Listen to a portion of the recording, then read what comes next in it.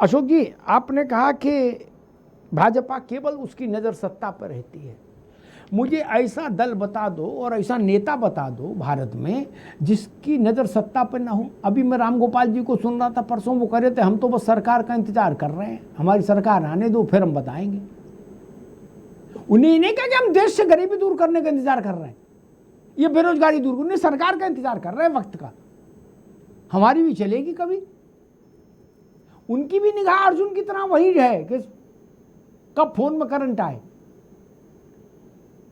ये विषय तो वही है। एहतशामुल हक साहब, जी सर। खबर आ रही है कि तृणमूल कांग्रेस के सांसदों के बीच में भी बगावत हो गई। 28 में 20 ओम बिरला स्पीकर को चिट्ठी दे आए कि हमारा ममता जी से लेना देना नहीं, और ममता जी यहाँ इंडिया अलायंस की बैठक में है। हक साहब जी अमिताभ जी, जी बिल्कुल सही आप बोल रहे हैं, एकदम सही बात है। और आज की खबर है ये, हमारे बीच सांसद समझ लिए ऑलरेडी हस्ताक्षर कर दे करके मतलब दे दिए, और स्पीकर के पास में ये समझ लिए पहुंच जाएगा। और इधर हमारी नेत्री ममता बनर्जी तकरीबन 25 पार्टियों के साथ में इंडिया गठबंधन में शामिल हुई मीटिंग में। देखिए, अब हमारे पार्टी में बहुत से जो भी, देखिए इधर विधायक 58 से 60, अमिताभ जी 58 से 60 विधायकों ने हमारे दीदी का मतलब साथ छोड़ा, और समझ लिए कि अपोजिशन में इधर जाकर के ऋतु व्रतो ने पूरे इसको लीड किया, और वो यहाँ के अपोजिशन लीडर बन गए। जो हमारी नेत्री ममता बनर्जी ने जिनका नाम को पेशकश की थी, उनका नाम को ठुकरा दिए ये लोग, इसलिए कि सर्वसम्मति के साथ में पास नहीं हुआ था। उसी के देखिए हमारे यहाँ पे जो काबिल बहुत दस्तेदार है, जो मेंबर ऑफ पार्लियामेंट, उनके मतलब एक वजह करके आज देखिए पार्टी में फूट पड़ी है। आज तमाम लोकसभा और राज्यसभा के लोग जो हमारी नेत्री ममता बनर्जी से समझ लिए विद्रोह कर लिए हैं, आज इसका जीता जागता सबूत आपने देखा है कि आज के दिल्ली के एक मतलब हमारे देश के मंत्री के यहाँ मीटिंग हुई है, सांसद जो उनके यहाँ बैठक हुई है। ये तो ये बहुत दुख की बात है, कहीं न कहीं समझिए कि जिस हिसाब से बातचीत हो रही है, स्वार्थी लोग भी कहीं न कहीं ज्यादा है, अपने सिर्फ काम के लिए, अपने बचने के लिए इस तरह का काम कर रहे हैं। इस दुख की इस घड़ी में दीदी के साथ रहना चाहिए, लेकिन ये कहीं न कहीं एक राजनीति में ये नाइंसाफी है। ऐसे समय में हाथ नहीं छोड़ना चाहिए। जो दीदी की वजह कर आज मेंबर ऑफ पार्लियामेंट 2024 में आप बने हैं, और 2026 में आज दीदी की वजह कर दीदी के लोगों से आप समझ लीजिए विधायक चुने गए हैं। हक साहब, हक लेकिन साहब एक मिनट, हक साहब एक जी चीज आपको याद दिला दूं। अंग्रेजी में कहावत है कर्मा रिटर्न्स, आपका कर्म लौट कर आता है। दीदी ने जब लाठी लेके कांग्रेस तोड़ी नहीं फोड़ी थी बंगाल में, क्या उनके जी दफ्तरों थोड़ी पर सी फोड़ी थी, तोड़ी नहीं थी, फोड़ी थी, उसको फोड़ना कहते हैं थोड़ी क्या सी जी है। उनके जी दफ्तरों पर टीएमसी लिख दिया था। तब ये सब ज्ञान नहीं आया था कि ऐसा नहीं करना चाहिए। अपने का नेता पैदा करती, अपना काम करती, वो तो कांग्रेस को बर्बाद कर दी। पश्चिम बंगाल में कांग्रेस को 6 फुट गड्ढा खोद के कौन नीचे गाड़ा, कौन गाड़ा? ममता ममता बनर्जी बनर्जी गाड़ी ना। क्या आज एक कांग्रेस सौ का ना ऑफिस एक सौ बचा, ना झंडा बचा, ना डंडा बचा बंगाल में। अमिताभ जी, जी एकदम बिल्कुल स्पष्ट है, मैं आपकी बात से एक मत हूँ। जो आपने कहा बिल्कुल सही कहा। आज उसका उसी का समझिए कि आज रिटर्न हमारी पार्टी को मिल रही है, इसमें किसी तरह का कोई बात नहीं है। जैसा जिस हिसाब से मिसाल कहा जाता है कि जो रोपेंगे वही काटना पड़ेगा, तो आज की परिस्थिति उसी इसी हिसाब से है। लेकिन कहीं न कहीं थोड़ा बहुत बहुत भी समझिए लोगों के अंदर में जरा भर भी मतलब क्या बोलते हैं, शर्म नाम की चीज नहीं है, या लिहाज बोल की चीज नहीं है, कि इस हिसाब से नेता विधायक के साथ साथ ठीक। हक साहब, हक पार्लियामेंटियन साहब, भी हक साहब, समझिए जिनको साथ जिनको छोड़ रहे हैं। जिनको शर्म है होती है वो राजनीति में नहीं आते। राजनीति में आने की पहली शर्त यह है कि शर्म को गढ़गंगा में जाके या किसी भी नदी, पवित्र नदी के किनारे जाके पूजा अर्चना के साथ, संकल्प के साथ शर्म को प्रवाहित कर दो। क्या लोक लाज लिहाज शर्म हाँ, सब प्रवाहित कर दो, उसके बाद मुंह चाटो और नेता हो जाओ। जी जी जी कहां जी जाकर पढ़े हो महाराज, इसे इतना ना सोचो, दिमाग पर लोड ना लो। एक ठीक छोटी है। सी बात बताता हूँ, संजय राणा आ गए हैं, जुड़ गए हैं, उनको फिर उनके पास चलूंगा। देवी गौड़ा की सरकार जा रही थी, अशोक यादव जी आप भी सुन लो, वो आप ही की बिरादरी वाली सरकार थी, थर्ड फ्रंट वाली है। तो देवी गौड़ा की सरकार जा रही थी, अविश्वास प्रस्ताव पर, विश्वास प्रस्ताव पर बहस हो रही थी। रामविलास जी खड़े हुए, रामविलास जी ने कहा कोई ये ना समझे कि हम लोग देवी गौड़ा जी को अकेला छोड़ देंगे, हम आखिरी दम तक देवी गौड़ा जी के पीछे खड़े रहेंगे हिमालय की तरह। मुझे लगा कि भाई हो सकता खड़े रहे क्या। देवी गौड़ा की सरकार गिर गई। अगले दिन गुजराल नेता चुन लिए गए, उसके चौथे पांचवें दिन गुजराल सरकार विश्वास प्रस्ताव लेके आई। रामविलास जी फिर खड़े हुए, बोलो कोई ये ना समझे हम गुजराल साहब का साथ छोड़ देंगे, हम हिमालय की तरह गुजराल साहब के साथ खड़े हैं। बोलो सियावर रामचंद्र की जय। राजनीति इसको कहते महाराज। मुलायम सिंह जी मुख्यमंत्री थे शुरुआती दौर में। अशोक जी ये किस्सा आपके लिए है, ये गूगल में नहीं मिलते, इन्हें अच्छा मिल भी जाए सर्च करना बड़ा मुश्किल, कैसे किस टैगलाइन सर्च करोगे। नारायण दत्त जी विपक्ष के नेता थे, वो बेचारे बुजुर्ग आदमी थे और स्वतंत्रता संग्राम सेनानी थे। ऐसा भी नहीं था कि मतलब वो धनीराम वर्मा और उस टाइप का मामला हो। तो वो कुछ बोले, अच्छा बोलते तो सॉफ्ट स्पोकन थे तिवारी जी। मुलायम सिंह जी खड़े हुए, वो तिवारी जी आप बैठ जाओ, आप बैठ जाओ। अरे आपको कुछ पता नहीं, राजीव गांधी से बात हो गई हमारी, आप बैठो। क्या तिवारी जी को उस दिन समझ में आ गया कि हम कहाँ खड़े हैं। ये राजनीति है। मैं हक साहब के लिए दो किस्से मैंने बताया। संजय राणा, कांग्रेस कह रही है कि आज की बैठक का लब्बो-लुबाब ये है, सबसे बड़ा फैसला ये है, अघोषित फैसला, कि राहुल गांधी की लीडरशिप में ये 25 पार्टियां चलेंगी।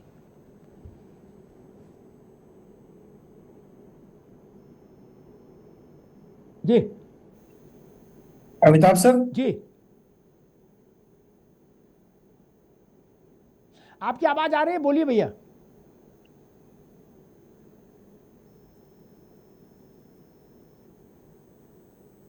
लगता कुछ अभी दिक्कत है, तकनीकी कुछ समस्या। खैर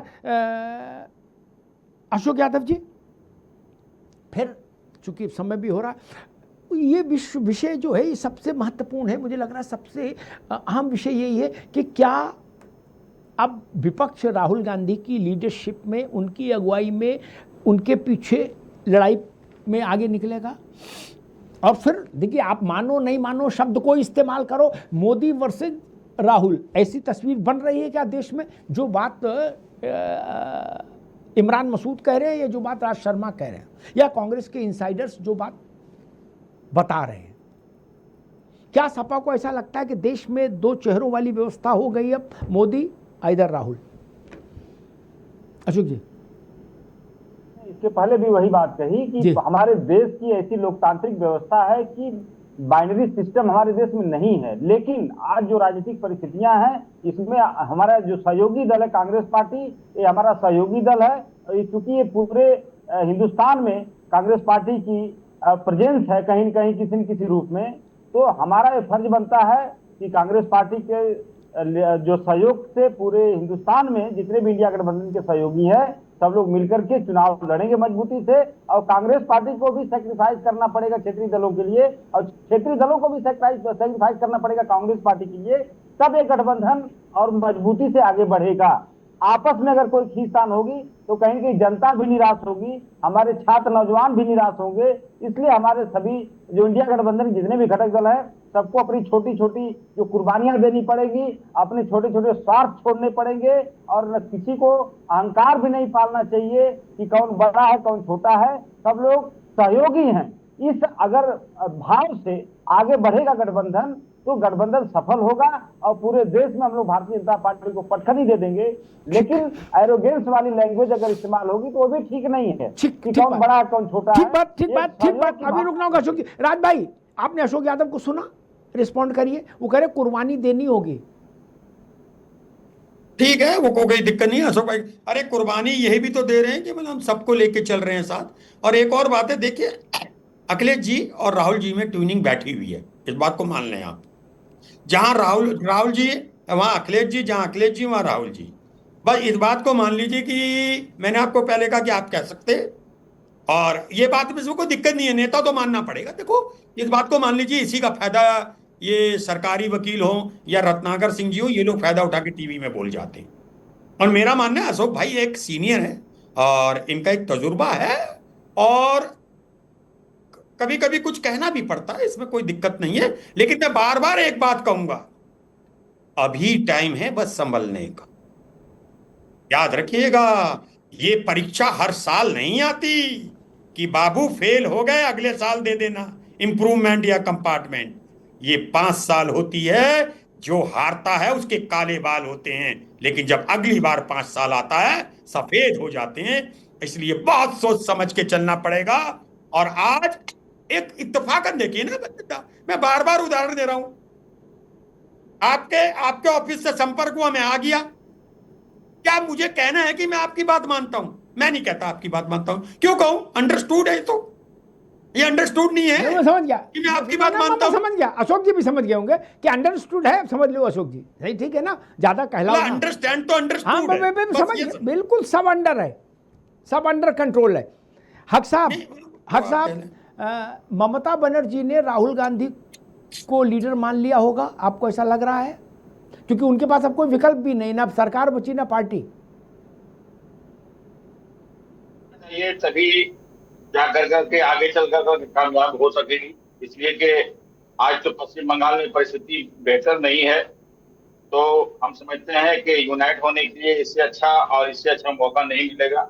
जो भी बीच में ये समझ लिए कि यूपीए गठबंधन में रहने के बाद में कुछ न कुछ नाराजगी थी, वो दूर करेंगे और मिलजुल करके, जिस हिसाब से अभी हमारे प्रवक्ता सपा के कह रहे थे और हमारे प्रवक्ता कांग्रेस भी कह रहे हैं कि ठीक है भाई, कमियां को दूर करने होगी। और सबसे बड़ी बात है, देखिए कोई भी आदमी को यूनाइट हो करके ही कोई काम करना पड़ेगा, और ऑनेस्टी, राजनीति में ऑनेस्टी भी कुछ लाना पड़ेगा आपको, चाहे वो बड़े या छोटे नहीं देखना पड़े। जिस हिसाब से हमारे अशोक यादव जी के है या फिर राजा भाई जो के, एकदम बिल्कुल स्पष्ट बात है कि यूनाइट होकर के किसी भी पार्टी के किसी भी लिए के साथ में अगर आपको लड़ना होगा तो दिल साफ कर कर। इसलिए राजनीति को मतलब कहीं कहीं पर समझिए कि अच्छे मन से भी करना होगा, ये नहीं कि हर जगह राजनीति होती है। तो किसी भी चीज को लड़ने के लिए खासकर अभी ममता बनर्जी को बहुत संयम बरतना होगा। और खासकर जो पश्चिम बंगाल में परिस्थिति है, जनता ने समझ लिए इनको पूरा नकार दिया है पश्चिम बंगाल में, तो इनको कुछ सीखना चाहिए और जबान को थोड़ा सा सॉफ्ट रखना चाहिए। जबान सीरी एक कहावत है, मैं आपके सामने बहुत नादान हूँ और बच्चा हूँ, समझ लीजिए कि जबान सीरी मुल्क की गिरी। जो आदमी अपनी जबान पे कंट्रोल अगर रखेगा तो आगे चल के कामयाब होगा। सीधी सी बात है कि कोई भी अगर नफरत की बात भी अगर मैं अमिताभ जी अगर प्यार से मैं कहूंगा तो आप उसको जरूर मतलब एक्सेप्ट करेंगे। तो ये आदमी को कभी कभी क्या होता है, आज हमारी पार्टी में क्या हुआ कि आज सिर्फ एक भतीजे के वजह कर करके इतनी समझ लिए वो एरोगेंट, इतने समझ लिए उसके अंदर में लोगों से मिलना जुलना तक नहीं हुआ करता था। तो आज इसीलिए हमारे समझ लिए यहाँ के विधायक फूटे, या फिर आज लोकसभा राज्यसभा के सांसद जो जा रहे हैं सिर्फ इन्हीं अभिषेक बनर्जी को वजह कर जाने, वरना कभी भी इस तरह का परिस्थिति नहीं था। लेकिन कहीं न कहीं दिमाग को ठंडे दिमाग से काम करना होगा। राजनीति इतनी आसान चीज नहीं है, राजनीति के लिए आपको बहुत सॉफ्ट रहना होगा और जो भी बात होगा उसको दिल में रखना होगा, लेकिन दिखाना नहीं होगा। तो कहीं न कहीं नाराजगी दिखी है और हमारी बहुत सारी कमियां थी, जिसकी वजह अगर हमें जनता ने समझ लिए आज विपक्ष में बैठाया है। ठीक है साहब, बिल्कुल ठीक बात है, ये समझ रखनी चाहिए और ठंडी लस्सी पीनी चाहिए ताकि दिमाग ठंडा रहे। गर्मी भी बहुत पड़ रही है, नौतपा है, सावधानी हटी और दुर्घटना घटी। रत्नाकर सिंह जी कुछ कहना चाह रहे थे, फाइनल कमेंट। और रत्नाकर जी एक विषय और भी है कि अगर मैं अगर लगा रहा हूँ बड़ा अगर ऐसा हो ही गया कि ये 25 लोग 24 लोग जो भी दल हैं छोटे बड़े मिला के सब ये राहुल गांधी के पीछे खड़े हो गए, तब तो देश की राजनीति प्रैक्टिकली दो चेहरों पर केंद्रित हो जाएगी, मोदी और राहुल गांधी। तब भाजपा उस परिस्थिति को कैसे देख रही है अगर ऐसा हो गया तो? रत्नाकर जी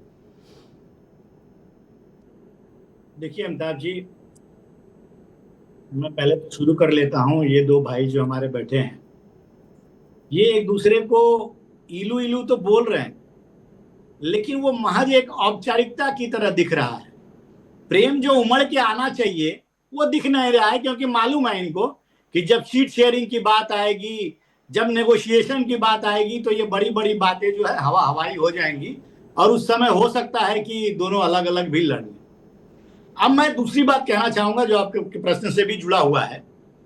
देखिए अमिताभ जी, जब भी बिहार में चुनाव हुआ, बिहार में इंडी गठबंधन हारा, पश्चिम बंगाल में इंडी गठबंधन हारा, दिल्ली में इंडी गठबंधन हारा, तो भारतीय जनता पार्टी सबसे खुश थी। उसके बाद दूसरी सबसे खुश होने वाली पार्टी कौन थी? वो थी कांग्रेस। कांग्रेस इसलिए खुश हो रही थी कि उसको लग रहा था कि अगर ये जितनी भी क्षेत्रीय पार्टियां हैं ये जब तक समाप्त नहीं होगी तब तक जो है ये दो दल वाली नीति जो है वह कारगर साबित होगी नहीं। और तभी तो आज देखिए वक्तव्य आया है। बात बताओ, कि अगर हुआ ऐसा तो अरे उस पे अगर टाइम कम है सांसद का इनके कांग्रेस के कि अगला चुनाव जो है वो मोदी बनाम राहुल गांधी होगा। ये तो इनको कंसीडर ही नहीं कर रहे हैं। और निश्चित रूप से ये लिख के रखिएगा कि जब 2027 में विधानसभा का उत्तर प्रदेश का चुनाव होगा तो माननीय अखिलेश यादव जी का हश्र भी कांग्रेस की नीतियों के द्वारा जो है वही होने वाला है जो तेजस्वी यादव का हुआ, जो ममता बनर्जी का हुआ, जो अरविंद केजरीवाल का हुआ। तो लगभग हुआ भी यही है कि क्षेत्रीय पार्टियों के लिए ये विषधर है। कांग्रेस जो है वो विषधर है और ये विषधर जहां जहां पे इन्होंने गठबंधन किया उस बेल को जो है इन्होंने खत्म कर दिया, उस पेड़ को, पौधे को जो है पूरी तरह से खत्म कर दिया। और निश्चित रूप से देखिए भारतीय जनता पार्टी किसी के हारने से या किसी के गठबंधन से नहीं कोई प्रभाव पड़ता है। भारतीय जनता पार्टी अपनी नीतियों की वजह से जीतती है, जनता में किए हुए गए कार्यों की वजह से जीतती है। भारतीय जनता पार्टी राष्ट्र नीति की प्रथम के मूल भावना से जब चलती है तो उसके आधार पे जीतती है, जनता आशीर्वाद देती है। अब ये इसमें कुछ भी गुणागणित कर ले, इधर उधर कर ले, दाएं बाएं आए साए सब करते रहे, कोई फर्क नहीं पड़ने वाला है। आपने देखा कि इंडी गठबंधन जो आज जो मीटिंग हुई है महज एक औपचारिकता बन के रह गई है। न उसका कोई संयोजक अभी तक डिसाइड हो पाया, न दूल्हा डिसाइड हो पाया है। और जो लोग आ रहे हैं उनकी पार्टी का खुद ही का ठिकाना नहीं है कि वो पार्टी बचेगी कि खत्म हो जाएगी। तो ये परिस्थिति तो है आज इंडी गठबंधन की। ठीक बात।